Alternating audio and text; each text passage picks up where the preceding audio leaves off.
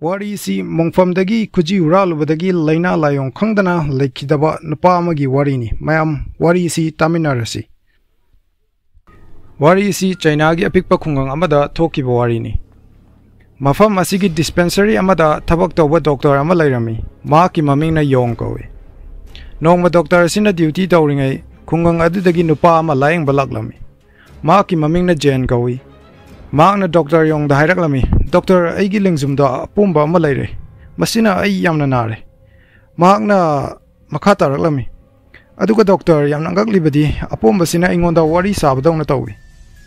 Maduda Doctor Yong Adu Yamnangaki, Doctor Yong Nahiraklami, Nangi Purirado Haidu, Ay Kuptana Yinge, Apumbana Wari Sarai Habadi, Ay Amukta Tadri, Things to Tingadri. Jane Adu Furit Haido Ure Jane Gilangzum da Chow na Pom Libado. Tennis ball amagi size to Chormi. Heck over the Yam Nangak Pakiba Amadi for me. Adubu Doctor Yong na Masal da Pombo and Basua Hirami. Madagi Doctor Yong na Pombadu Hantanaba Hidak Lang Takara Iraglami. Jane Adu Hidak Lang Taxing Puduna Tokibado. Doctor Duna Ying Duna Lehowi. Aduga Kanki. Masigi Nupasi Lam Masida Kanadaba crime hector Toramba Mini Haiduna. Numitugi Nongan Bada Doctor Yong na Anaba Nupiama lying Duna Layring Zen Kongaudana Chensilaktuna Tongadu Kanga Hangdoklami. Jendu Yamwana Urami Makutna Apomba du Kanna Paisinja Duna Umang na Pikang na Mahak na Doctor Yong da Mahak Yam na Ware Kang Bangamdre Maki Anabasi Yam Tuna Muktafan Bio Hizerami. Anaba Nupidu Chatkraba Matung, Doctor Yong na Jenda Makata na Hiraklami. Na Hidak Singadu Chang Nine Chari Bra Haidana. Maduda Jena, Doctor Matam Chana Chabadi Lardana, Anaba Sita Faraga di Haiduna, Nong Madachaga the Bachang to the Hena Charabani, Adu Hena Nai Haiduna Kumaglami. Doctor Yong na Jen Gifurit Ado Haidoctona Ying Lubadadi, Ngakpana Kam Tenkre. Jen Giapomba do Nong Makakta da Saruk Ani Hena Chaukalami. Aduga Pom Liva Adugi Matak Tang Basaruk Aduda, Mui Bagi Mai Tong Dona Meet Naton Chinbal Pan Bukum Torami. Doctor Yong Karita Wadabano Kangdre, Mark Asigumba Laina Layong di Amukta Sutengakidre. Doctor Aduna Masidi Karafaba Kuzukulai Matik Chana Laiba Mafamda Oina Yeng Lubana Fagani Hiraklami. Maduda Jena Wam Lord Pugum Atopo Hospital Amada Chatting Dabagi Mong Ulaklami. Jena Kanki Mark se Paisa Pai Daba Mini Aduna Layeng Bagi Paisa Putokpangam Loy Haina Doctor Yong na Kan Bazat La. Maldagi Jena Yamna Tuna Furikau da Humzinduna Paisa Tirami Mabu Layeng Binaba Haiduna. Furikau dagi Yam Lava Paisa Putoraklami Aduga Jena Doctor da Pirami. Doctor Yong Yam Lava Senfam du Ubada Jen Bu Chingnaraklami Maram di Jena si Tabaksuni Kangdaba Yamna Lairaba Chaningai Fawba Laitaba Nupani. Aduna Paisa si Mahakna Huralakpo Irangani Haina Kalami. Doctor Yong Paisa Adu da Karisu Mitaba Laite Mahakna Jen Bu Layang Biu Haibadu Yaramdi. Maramdi Jen Giana Badu Mahakna Layang Bangam Loidabana. Doctor Aduna Jen da Nang Kari Akaiba Tauri Karamna Asumno Irakibano. Jen Adu Chamamna Fauki Karamno Oikibano Kangde Mahak Karisu Akaiba Taukiba Laite. Doctor Yong na Makata na Wahang Sum Hanglakpadagi Jen Achumba du Hayu Yadana Mafam Adu Thadoktu Chatki.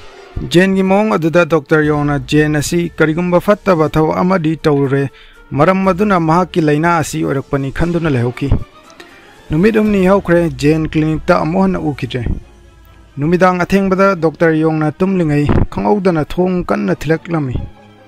Yamna Safu Kanna Athuba Thaba Amal Laibugum Thilakpaduda Doctor Yong Kungang Asigi Oina Doctor Oibam Mathantani Aduna Ahingda Asumna Mi Lakpa si Ngasi Khaktanate Aduna Anaba Yengba Lakpo Oiramni Khanduna Prap Thong Tamna Laki Thong Adu Hanglubam Matamdadi Yamna Thazadana Jen Oiramki Jen Mahaki Anaba du Amukhana Khangbagi Pangal Laitre Aduna Doctor Gi Manakta Ahing Sida Lakpani Hiraklami Madudagi Mahak Doctor da Khoiramduna Mahaki Anaba si Lokthokpiro Ai China si Makata na Khangbangam Dre Hiraklami. Jen Adumna Torpaduda, Doctor Yong na Nungai Traduna, Jen Bu Imung da Pusin Biraktuna, Jen Gifurit Adu Loktoklami. Handa Mukti Jen Giapomba du Aduki Matik Chawrami, Aduga Matak Thang Basarukta Tariba, Mioi Bagi Sakfam Dusu, Akiba Amagaloina na Hena Himayek Sing Laklami. Dr. Yongna hairaklammi nang ngasidi laina asige haurakfam mayek sengna hayu aduga kari tawraga fagani haibadu khananaba hairaklammi. Dr. na asumna hanjin hanglakpada Jane lalat launa asengbadu haidokpa hauraklammi. Madudi mahaki lengjam aduda asiba thawai amana khollakkibani haiduna Jane na makha taraklammi. Ayu thaknaba sel lairaktabadagi migi farm amagi thabak suba chatki. Nongma laibak tawringai laibak asum tawbada lainungda chek khara phumduna lairamki. Asungma koibagi saruksingdasu tokthokpada chek mayamna koisinduna mayaida ahoba changfam ama lairamki. Thuna pakthaduna yengba matamda ka macha ama lairamki. Maduda thainagi mi asiba thambagi ku ama uki. Mathak adusu charuna kupi manak nakpada akaiba li kharasu tai. Thuna thariba kairaktuda kumthaduna yenglubada ku adugi mathakta mallaba blanket amana su kupsilami. Ka adu yamna mambana torch thanduna koyeng yenglakpada ku manung adudagi akangba khut ama mapanda oina lithoktuna leibadu urami. Khut aduda yamna mamal tangba gate haiba nung makhal aduna semba khuji ama sirami. Madu ubada haraubana kham thenki ai. Praprap changsinduna khuji ado lawthoki. Khuji aduda torch ki mangala aduna kapsinbada khuji adugi nung adu langtrik langki. Aina khanki masigi khuji asi yonthoklabadi ai paisa yamna fangani haidana. Khangaudana aigi tungda mi ama laibagi sahum fangki. Tung wanthoktuna yengba matamda ngakpana kham thenki. Ku manungi asiba adu mathanta hugalaktuna akiba sakfamda leptuna leiramki.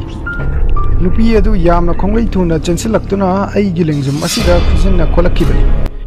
Madudagi pakat manduna mafam adu thadoktuna yamna thuna mathakta kakalaktuna chelaki. Yum yaurabatung lengjumda khujinna kholakibagi achawba dakaya taramki. Mathangi numitta khujinna khotkiba mafam adu pomduna ngaksang ngangsinduna leiramkibani. Jane marik chumna wafam sing asi amatta chithadana haidoklaba matung doctor adu tumina laiki. Madu ubada Jane amukta kanbiyu haiduna khoirumduna kapchaki. Doctor aduna hairaklammi ai nangi anaba adu layengba ngamgadaba mi purake nang hojikidi yumda hallaga lairamu hairaklammi. Jane su mayumda hankre. Dr. Yong ahingi amamba marak aduda Jane bu layengnaba mi thiba horaklammi. Ngayhak ki matung khungang adugi yamna fawba maiba ma puduna Jane gi mayum tamna khonglei thuna laklammi. Jane gi mayum yawbada Dr. Yong na Jane haiduna kauki. Kanasu khumlaktabada thong thinge haiduna tawba matamda thong adu lolamde. Hangduna leiramki. Thong adu hangdoktuna hek changlakpada ihing manamna ka adu sinba thungna namlammi. Aduga laimaida Jane gi asiba hakchang ta aduna leiramki. King lakta thawraba thang amasu tarammi. Jane anaba chaina adu khangba ngambagi pangal leitraduna apomba adu matomda thang aduna lentha charambani. Apomba aduda uriba miyoibagi saktam adusu hena mayek senglammi. Yamna akiba minok amasu nokli. Doctor amasung maiba adu asukkuiba matam asi anaba kaya layengduna lakpani adubu Jane gi masadagi chentharakliba ikhengi manam masidi hainadabana khangba ngamlamde. Dr. Yong na police ta Jane gi asi bakchang adu lauthohanki. Police kaina Jane na khudong thiba ta kiba mafam aduda chattuna thijin humjinki. Adubu khudam changdang amata fangbangam kide. Asam tawna Jane gi thaudok tugi case amasung Jane gi laina adumang khangbangam dana angakpa wari ama oina loisanki. Mayam wari si matang soida loisare. Wari si lijaw matamda soikilan kiba yaursu mayam nangakpiyo. Aduga wari sibu nungai biragadi mayam like, share, subscribe tawbiramu.